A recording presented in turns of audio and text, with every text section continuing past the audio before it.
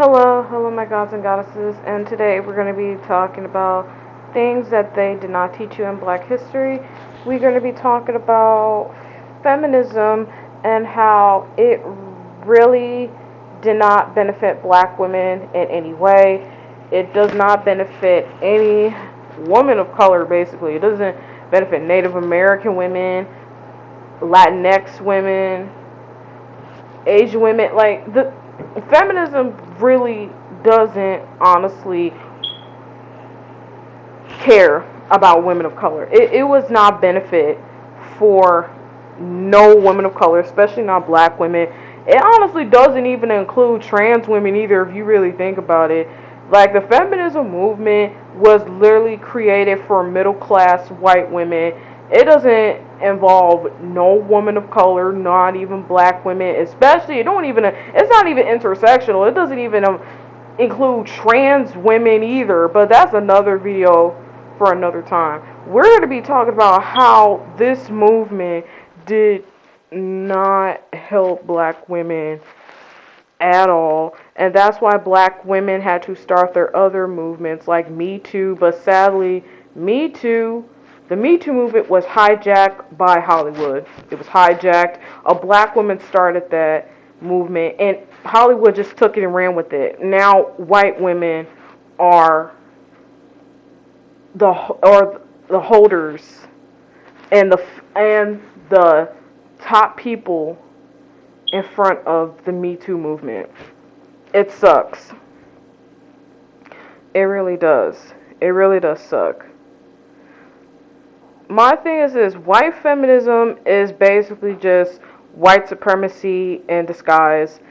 It's the white feminism literally still holds racist ideologies that claims to speak for all women while ignoring the needs of women of color and suppressing our voices, especially Black women. Do you know that a lot of Native American women and girls go missing every year, and feminism does not say nothing about this? The whole movement in general doesn't say anything about Native American women and girls going missing, especially Black women. Over 600,000 Black women and girls are missing. And the saddest part is this is not even getting brought up. It's not getting brought up. It's not being talked about. Nobody doesn't know where these Black women and girls are. And it's over 600,000 Black women and girls are missing. And still to this day, these women and girls are not found. They are not. It's crazy how feminism does not help no woman of color. When when the movement claim it's for all women, it's not for all women. It's not for all women. It doesn't help us in any way. I mean, there are certain benefits we get from feminism, but overall, feminism is not woman of color friendly. That's why I do not call myself a feminist at all. I don't call myself a feminist. I call myself pro-woman, pro-Black woman. I call myself a womanist. Basically, that's literally what my character, Fatima, from Simmer Boy's University series, she is a womanist. Fatima does not identify herself as a feminist at all because of that. Basically, some of Fatima is basically a part of me that's a part of Fatima. Fatima does not identify as a feminist at all because, let's be real, the feminist movement is not for Black women. It wasn't for us at all. I do not align myself with it. Okay? And its organization representations fail to properly address racial and economic intersectionality and experiences of sexism, and it rejects the idea that women can oppress others who are dismembered, and in doing so replicates harmful, unacknowledged social dynamics of the primacy of well-educated voices. So basically, I just find it interesting that these white feminists claim to be supporters of all women, but who's in the forefront of the Me Too movement? It's white women. It's not black women. Okay, black women are not even a part of this movement, and a black woman created the Me Too movement, but it was hijacked. It was literally taken from her, and it's sad. And I'm gonna tell you right now how white feminists use black women for their own benefit. Okay, there has been so many times that have black women. Okay, let's just say this. Okay, there are black women who identify as feminists. Okay, I'm telling you, black women who are feminists get used a lot. I've seen it happen before. I've seen it happen literally everywhere. I've seen it happen on TV where black feminists will get used as, as the supporters. They get used as the spokesman. I mean, the spokeswoman for all women. And these white feminists are just right behind these black feminist women, talking about, oh my gosh, you're so brave, black women are so strong, they're such Wonder Women. Let me tell you something, the strong black woman thing, no, that's not a compliment. First of all, it's not a compliment. They know what they're doing. They use black women to basically push through everything, and as soon as they done, they just toss them to the side. It literally happens all the time. And what is not being talked in these feminist movements is how black women are dying of childbirth. Okay, that nothing is talked about this, and it's basically hardly even talked about at all. How black women are literally dying from childbirth, how literally there's medical racism against black women, but that is another video for for next week. And next week I'm gonna do a video on that. The maternal morality of black women is 4 times the rate as a white woman. Like, these rates remain high even for middle and upper class black women. Even though the U.S. spends more on childbirth than anywhere else, it's safer for a black woman to have a baby in sub-Sahara Africa than in a modern hospital in Arkansas. Rates have been climbing up for all women since the early 2000s, and it seems like nobody seems to care about this at all. People don't seem the fact that black women are dying from childbirth. Literally, there was an article that Serena Williams, the famous tennis player, was saying she was having when she was pregnant with her daughter, she was having some pain, and she was really hurting, and the doctors didn't believe her, or they basically just ignored her. And basically Serena said that is a problem because Serena could have died. And that's the thing. Like, they condition society so much to feel that black women can't feel anything. Like, we're just robots. Like, we can't feel no sort of pain. And it goes way deeper, y'all. This thing where the medical doctors, they just ignore black women, especially when we are in danger, especially when our life is on the line, especially if it's in a hospital. Let me tell you something. It goes way deep. It started a long time ago when they was doing experiments on black people, when white doctors were doing medical experiments on black people. But I'll get to that in another different video. Also, it fails. Also, these white feminist groups don't fail to realize that it fails to fight for paid maternal leave. Since perhaps white women can afford to stay at home with their babies without a paycheck, we lag far behind most developed nations when it comes to maternity leave. The Trump administration has been interested in making modest gains in this area. Well, this was a long time ago, but he's not in office no more. So we're going to continue reading. Those on the right are concerned about the cost, while those on the left are criticized the plan's shortcomings. It's a step in the right direction, and it's shameful and outrageous that feminists are not clamoring this low-hanging fruit. I don't know why either. And here comes the Me Too movement, y'all. This what really made me mad. Okay, this is the one right here.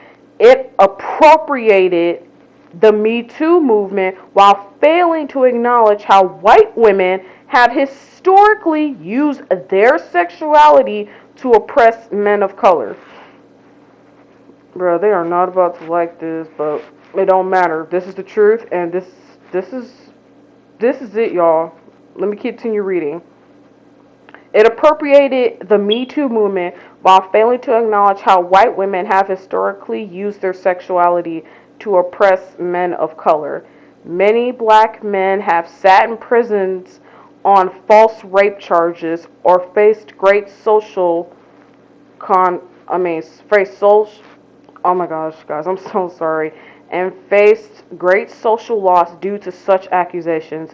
When white women cry rape, our society mobilizes to punish the targets, whether they are guilty or not, to protect the white women's virtue and purity. The tragic case of Emmett Till and the Tulsa, Oklahoma race massacre are catastrophic examples of this. Emmett Till was only a 14-year-old African American boy who was lynched for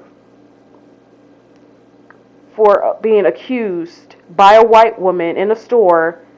Carolyn Bryant later recanted decades later, saying that she lied on Emmett Till, but it was too late for him.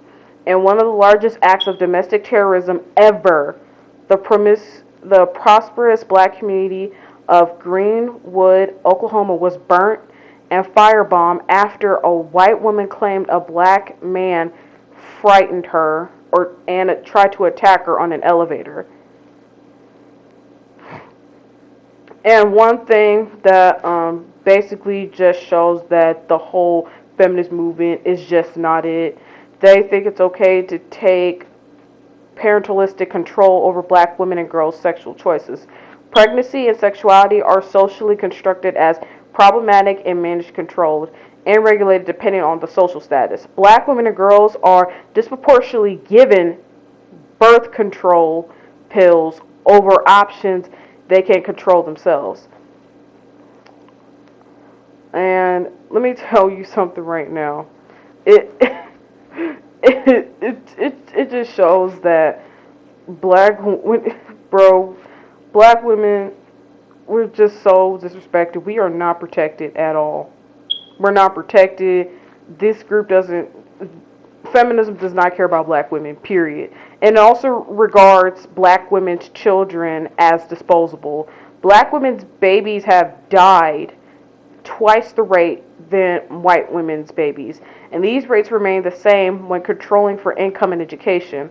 Reviewing the infant morality globally, babies born in countries like Panama fare better than black babies born in the U.S. Additionally, black and indigenous children are taken from the mothers at higher rates than white women's children. Black children continue to be targets through their lives until they are old enough to fill the prisons, with Yale researchers documenting teachers racially profiling children starting in preschool. And yes, guys, this does happen. Like, they literally, I've dealt with this when I was in elementary school. Like, the school I went to was literally racist, and they basically targeted black kids, especially when all the other kids was acting up, when all the other white kids was acting up. If the black kids start acting up, they be the first ones to get sent to the office. Like, they would literally racially profile us even in elementary school. So this is very true, because I dealt with this before.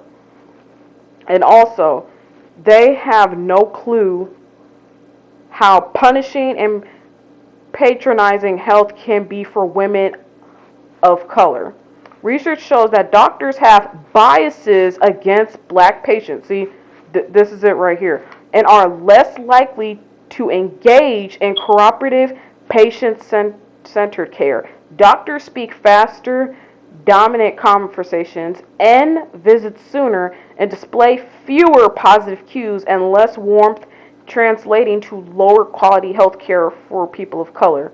There is no research on how this is uniquely experienced by women of color, perhaps underscoring how low the quality of our medical interaction is to researchers, and funders, but we do know that breast cancer and cervical cancer mortality is at 40% higher in black women, and black people are routinely undertreated for pain, undertreated for anxiety and depression, and overdiagnosed with psychosis.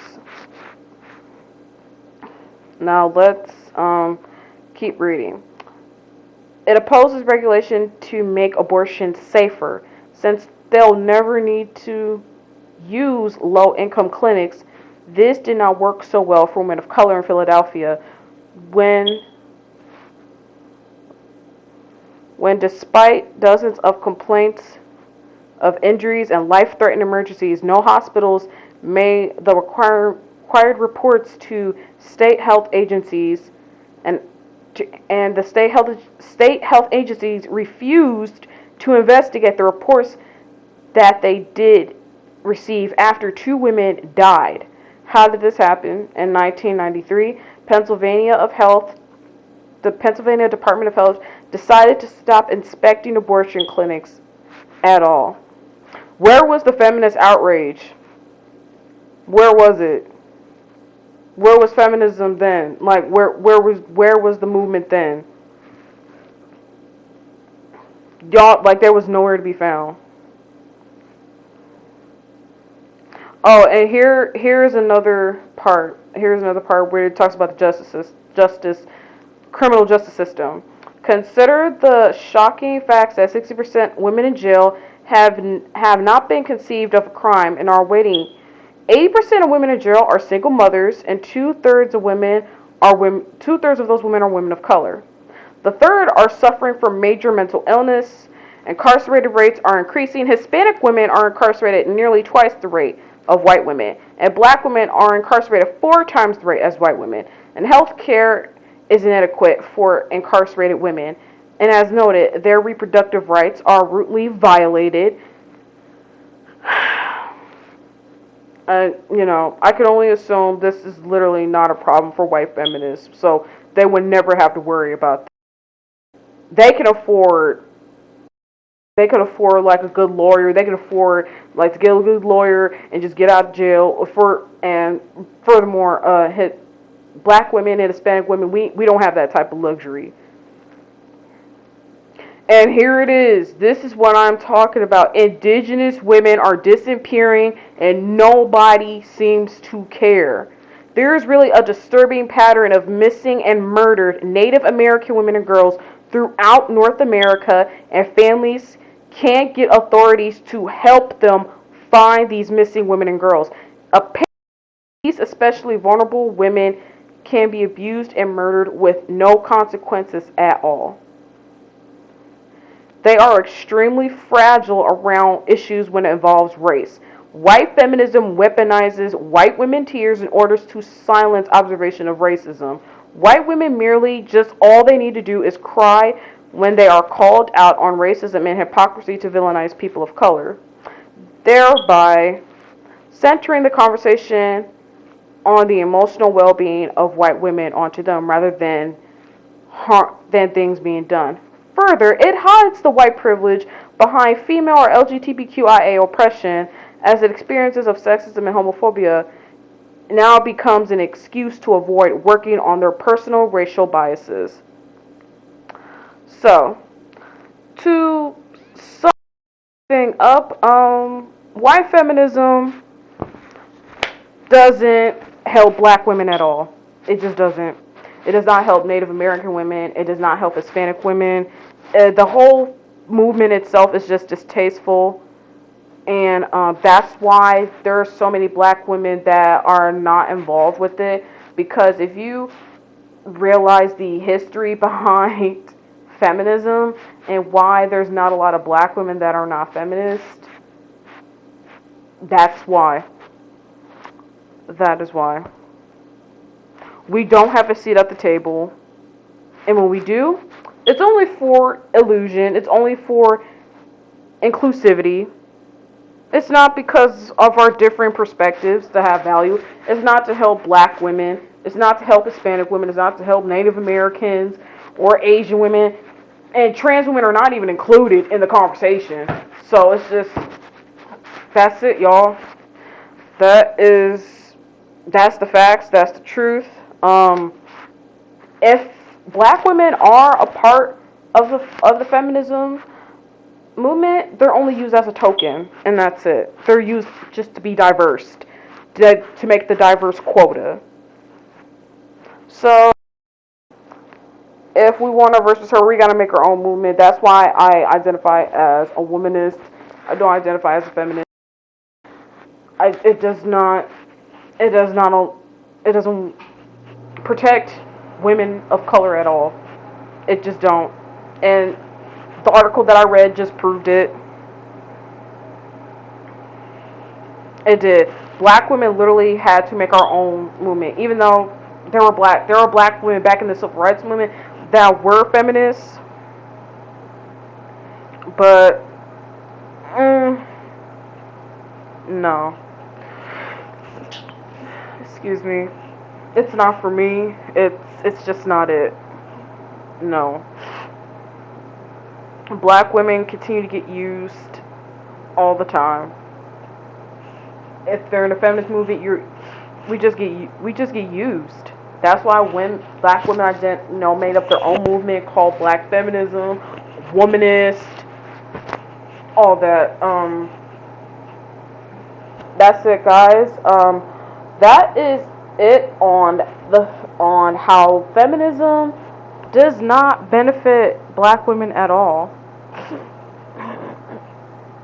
Feminism was not meant for black women. So, that's it. Let me know what you guys think. Leave your comments down below. I know this video is 20 minutes long, but I had to make this for you guys because all this is just straight facts. That's why I do not identify myself as a feminist. So let me know what you guys think. I will see you in the next video. Later, my gods and goddesses, and have a wonderful day.